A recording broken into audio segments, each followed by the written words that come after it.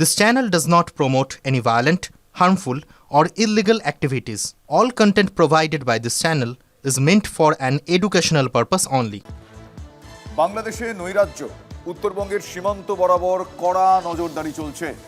নজরদারি বাড়াতে নির্দেশ কেন্দ্রীয় স্বরাষ্ট্র মন্ত্রকের। সীমান্তের পরিস্থিতি দেখতে উত্তরবঙ্গে বিএসএফ এর ডিজি প্রবীণ কুমার।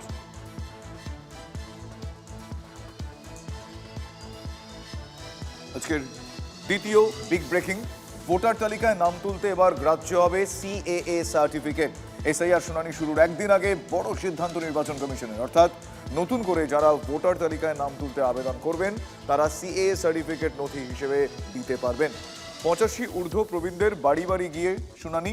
প্রায় 778 জন মাইক্রো অবজারভারকে শোকজ করেছে নির্বাচন কমিশন। এই আধিকারিকরা কমিশনের বৈঠকে অনুপস্থিত থাকায় তাদেরকে শোকজ করা হয়েছে। পরবর্তী বড় খবর আজ কি আছে দেখব। কলকাতার মেট্রো স্টেশনে বিপত্তি, পরপর 3টি মেট্রো স্টেশনে বিদ্যুৎ বিভ্রাট। কলকাতা বিমানবন্দর, যশোর রোড এবং দমদম ক্যান্টনমেন্ট স্টেশনে বিদ্যুৎ বিপর্যয়। ভর সন্ধ্যায় প্রায় 35 মিনিট অন্ধকারে ডুবে রইল শহরের তিনটি মেট্রো স্টেশন। যেহেতু থার্ড লাইনে কোনো সমস্যা হয়নি, ফলে মেট্রো পরিষেবা ছিল স্বাভাবিক। তবে প্ল্যাটফর্ম অন্ধকার থাকায় মোবাইলের ফ্ল্যাশ জ্বালিয়ে ওঠানামা করতে হয়েছে যাত্রীদের, জানিয়ে ক্ষোভ প্রকাশ করেন যাত্রীদের একাংশ। মেট্রো স্টেশনে বিদ্যুৎ সংযোগের লাইনে কোথাও সমস্যা হওয়ায় এই বিপত্তি এমনটা মেট্রো কর্তৃপক্ষ দাবি করেছে। পুরো অন্ধকার এবং লিফট চলছে না, কোনো এসকেলেটর চলছে না, পুরো অন্ধকার। মানে কোনোদিন এরকম পাইনি আমরা। আমি শুনলাম মেট্রো রেলের স্টাফ থেকে, সেটা হচ্ছে কি আপনার সিএসসি থেকে পাওয়ার কাট হয়েছে, এর বেশি আর ওনারা কিছু বললেন না। প্রবলেম বলতে 2.5 নম্বরের যে গেটটা আছে সেটা কাজ করছে না, তো 3 নম্বর গেট দিয়ে আমাদেরকে এক্সিট করানো হয়েছে। আবারও নেশামুক্তি কেন্দ্রে মারধরে আবাসিকের মৃত্যুর খবর পাওয়া যাচ্ছে, অভিযোগ এমনটাই। হালি শহরের চেকপোস্ট মোড়ে চাঞ্চল্য। নেশামুক্তি কেন্দ্রের আবাসিক কালনার বাসিন্দা বিশ্বজিৎ মণ্ডলকে মারধরের অভিযোগ কর্তৃপক্ষের বিরুদ্ধে। গুরুতর অবস্থায় কল্যাণী জওহরলাল নেহরু হাসপাতালে নিয়ে যাওয়া হলে তাকে মৃত বলে ঘোষণা করেন চিকিৎসকরা। ঘটনার পর থেকেই পলাতক নেশামুক্তি কেন্দ্রের মালিক বিশ্বজিৎ দাস। অভিযোগ, বাড়ি ভাড়া নিলেও নেশামুক্তি কেন্দ্র তৈরির জন্য বাড়ির মালিককে প্রয়োজনীয় কাগজপত্র দেননি বিশ্বজিৎ দাস। নেশামুক্তি কেন্দ্র হিসেবেই সে এইটাকে ভাড়া নিয়েছিল। নেশামুক্তি কেন্দ্র তো যে সে খুলতে পারবে না, খোলা যায়ও না আমি যতটা জানি। তো নিশ্চয়ই দোষী ধরা পড়লে পরে, এবং ধরা তো পড়বেই, আমাদের বিশ্বাস ধরা পড়বেই। সেক্ষেত্রে দাঁড়িয়ে তার কি লাইসেন্স আছে না আছে তখনই বোঝা যাবে। কারা মারলো ছেলেটাকে এইভাবে? নিশ্চয়ই তারাই হবে, যারা ভাড়া নিয়েছিল বা ভেতরে আরো পেশেন্ট ছিল, আমি যতটা শুনেছি তাদের ভেতরেই কিছু একটা হয়েছে। প্রেমের টানে অনুপ্রবেশ, গ্রেফতার বাংলাদেশি যুবক। বসিরহাটে সন্দেহজনক ঘোরাঘুরি, স্থানীয়দের তৎপরতায় ধৃত বাংলাদেশি। ধৃত রায়হান কবিরের বাড়ি বাংলাদেশের সিরাজগঞ্জে। সোশ্যাল মিডিয়ায় ভারতীয় তরুণীর সঙ্গে পরিচয় হয় ওই বাংলাদেশির। তরুণীর সঙ্গে দেখা করতে অবৈধভাবে ভারতে আসেন ওই বাংলাদেশি যুবক।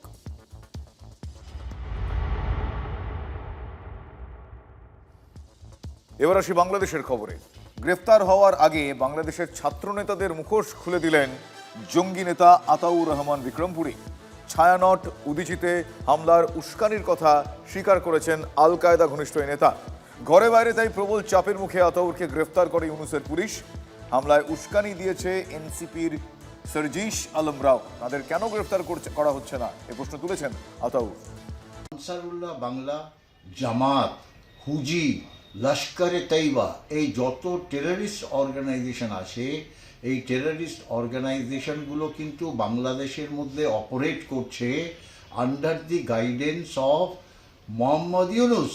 উনি খুব ভালোভাবেই জানেন যে এই সমস্ত কট্টর ইসলামিক সংগঠনগুলো বাংলাদেশে অপারেট করে বাংলাদেশের ক্ষমতা নিতে চায়। তারা একটা শরিয়াত গভর্নমেন্ট সেখানে প্রতিষ্ঠিত করতে চায়। অবভিয়াসলি এই যে আনসারুল্লাহ বাংলার লিডারকে বলছি যে এরা অ্যারেস্ট করা হয়েছে, ধরা হয়েছে 3 মাসের জন্য, এগুলো হচ্ছে ফেক, এগুলো একটা ফ্রন্ট দেখাবার জন্যে। এই যে হত্যা হলো যে বাংলাদেশের হাজিকে, ওসমান হাজি, সেখানে আমার যতদূর মনে হয় যে it is a inside plan, যার মধ্যে বাংলাদেশের সো কল্ড যে নোবেল লরেট, তার এখানে তুমি জানেন ব্যাপারটা কীভাবে একে হত্যা করে একে সরিয়ে দাও। মোহাম্মদ ইউনূস ওতপ্রোতভাবে যুক্ত। বাংলাদেশে যে ঘটনাগুলো হচ্ছে, স্পেশালি হিন্দু অ্যান্ড মাইনরিটিকে সেখানে একটা জেনোসাইড করে বাংলাদেশ থেকে সরিয়ে দিয়ে বাংলাদেশের মধ্যে একটা কট্টর ইসলামিক সংগঠনের গভর্নমেন্ট সেখানে সৃষ্টি করা। ওপার বাংলায় হিন্দু যুবক দীপু দাসের নৃশংস খুনের প্রতিবাদে শুক্রবারও আজও উত্তপ্ত এপার বাংলা। বাংলাদেশে পেঁয়াজ রপ্তানি বন্ধে এবার আন্দোলনে নামার হুঁশিয়ারি দিয়েছেন বিরোধী দলনেতা শুভেন্দু অধিকারী। দীপু দাস খুন এবং হিন্দু নির্যাতন নিয়ে এবার বাংলাদেশকে একটা কড়া বার্তা দিয়েছে স্বরাষ্ট্র মন্ত্রক। ইউনুস জমানায় 2900টি সংখ্যালঘু অত্যাচারের ঘটনা ঘটেছে। দীপু দাসের নৃশংস হত্যার অপরাধীদের দ্রুত বিচারের মুখোমুখি করতে হবে, শুক্রবার বাংলাদেশকে কড়া বিবৃতি ভারতের স্বরাষ্ট্র মন্ত্রকের। बांग्लादेश में अल्पसंख्यकों जिसपे हिंदू भी हैं, ईसाई भी हैं, बौद्ध धर्म के लोग भी हैं, उनके खिलाफ लगातार हिंसा हो रही है। ये गंभीर चिंता का विषय है। हाल ही में मेमनसिंह में एक हिंदू युवा की हत्या हुई, उसकी हम घोर निंदा करते हैं। हम ये भी उम्मीद करते हैं कि अपराधियों को जल्द से जल्द कटघरे में लाया जाएगा। এদিকে কলকাতায় শুক্রবার আন্দোলনে নামার হুঁশিয়ারি দিয়েছেন রাজ্যের বিরোধী দলনেতা শুভেন্দু অধিকারী। বেগবাগানে বাংলাদেশ ডেপুটি হাইকমিশনের সামনে দাঁড়িয়ে শুভেন্দুর ঘোষণা, জানুয়ারির ফার্স্ট উইকে কমার্স ডিপার্টমেন্টে ধর্ণা দেব, লাগাতার ধর্ণা, পারমিট নিতে দেব না বাংলাদেশে। শুভেন্দু যখন বাংলাদেশে পেঁয়াজ রফতানি নিয়ে হুঙ্কার দিচ্ছেন, তখন রাজপথে একের পর এক প্রতিবাদ আছড়ে পড়ছে। করুণাময়ীতে ভারত বাংলাদেশ বাস পরিষেবা বন্ধ করার ডাক দিয়ে বাংলাদেশগামী বাসের চাকার হাওয়া খুলে দেয় বিক্ষোভকারীরা। শিলিগুড়ির হোটেল ব্যবসায়ীরাও বাংলাদেশ বয়কটের পথে। শিলিগুড়ির সব হোটেল তাদের দরজা বন্ধ করল বাংলাদেশের জন্য। এর আগে এই সিদ্ধান্ত নিয়েছিল মালদার হোটেল ব্যবসায়ীদের সংগঠন। পাশাপাশি বাংলাদেশের সোনালী ব্যাংকের শাখার সামনেও বিক্ষোভ দেখায় সনাতনীরা। আমাদের সমস্ত সরকারের কাছে আবেদন, বাংলাদেশের সাথে সব রকম সম্পর্ক বিচ্ছিন্ন করুন। শিলিগুড়ি করিডোরকে নিয়ে যেভাবে উস্কানিমূলক কথাবার্তাগুলো বলছে এবং সেভেন সিস্টার্সকে নিয়ে যারা উস্কানিমূলক কথাবার্তাগুলো বলছে, আমরা প্রতিবাদ জানাচ্ছি যে এ ধরনের কথাবার্তা বন্ধ হোক। উস্কানিমূলক কথাবার্তা আমরা বিন্দুমাত্র মানব না, সহ্য করব না। এদিকে কলকাতায় বাংলাদেশ উপদূতাবাসে অভিযানে ধৃত 19 জনেরই জামিন হয়ে গিয়েছে। 24শে ডিসেম্বর 7 মহিলার জামিনের পর শুক্রবার ছাড়া পেলেন বাকি 12 জন বিক্ষোভকারী। বিক্ষোভকারীদের মালা পরিয়ে সংবর্ধনা। Bureau report, TV9 Bangla. 26-এর কুরুক্ষেত্র, সামনে একটা বিরাট যুদ্ধ, তাই দলের নেতা কর্মীদের তৈরি হওয়ার ডাক দিলেন অভিষেক বন্দ্যোপাধ্যায়। অন্যমনস্ক হলেই বিপক্ষ তেড়ে আসবে, ঠিক এভাবেই নিচুতলাকে সতর্ক করে তৈরি হওয়ার নির্দেশ দিলেন তৃণমূলের সর্বভারতীয় সাধারণ সম্পাদক। আগামী 2রা জানুয়ারি থেকে স্বয়ং অভিষেক নামবেন। ভোটকে পাখির চোখ করে শাসক দলের প্রস্তুতি নিয়ে বিজেপির গলায় বিদ্রুপের সুর। বছর ঘুরলেই নবান্ন দখলের লড়াই, তার আগে অভিষেকের মুখে যুদ্ধ। 2026-এর বিধানসভা নির্বাচনকে সামনে রেখে কার্যত যুদ্ধের ডাক দিলেন অভিষেক বন্দ্যোপাধ্যায়। একেবারেই কোট আনকোট যুদ্ধ কথাটি ব্যবহার করেছেন তিনি ভার্চুয়াল বৈঠকে। শুক্রবার তৃণমূলের নেতা জনপ্রতিনিধি মিলিয়ে প্রায় 15,000 জনের সঙ্গে ভার্চুয়ালি বৈঠক করেন অভিষেক বন্দ্যোপাধ্যায়। সূত্রের খবর, বৈঠকে তিনি দলের নেতা কর্মীদের বলেন, যুদ্ধের নিয়ম হলো কখনো অন্য মনস্ক হলে বিপক্ষ আক্রমণ করে। এরপরই তাঁর সতর্কবার্তা, বিপক্ষ বিজেপি কত নিচে নামতে পারে তা ধারণা করা যায় না। অ্যাকচুয়ালি কিছু হলো না, আর ভার্চুয়ালি কি হয় দেখা যাক।